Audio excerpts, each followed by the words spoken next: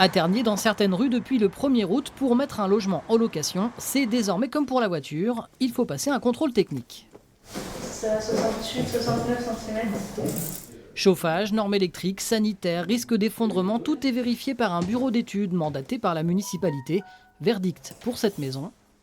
Ce logement, il est en bon état, mais il a quelques soucis, comme les garde-corps aux fenêtres et la ventilation dans la salle de bain qui est absente et qui va causer des problèmes d'humidité et de moisissure.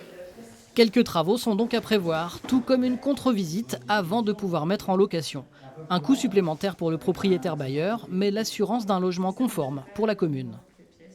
Tout cela, c'est pour éviter, je dirais, la multiplication des marchands de sommeil. Je me dis aussi que c'est pas parce qu'on n'est pas aisé, c'est pas parce qu'on est en situation précaire qu'on se doit d'habiter dans les taudis. C'est la municipalité qui cible les zones, les rues où les logements méritent un contrôle. À Tergnier, 430 logements sont potentiellement concernés, 6% des habitations. Peter a récemment passé et obtenu son permis de louer.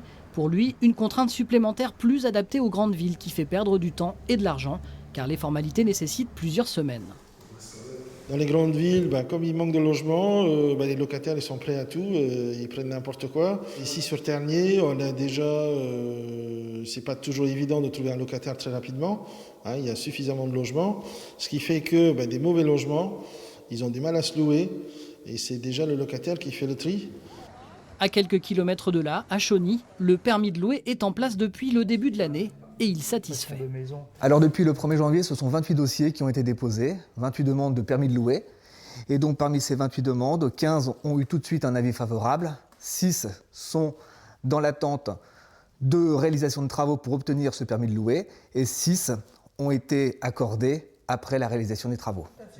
Particuliers, agences immobilières, notaires, la mesure s'applique à tout le monde et l'absence de déclaration de mise en location est passible d'une amende pouvant aller jusqu'à 5 000 €.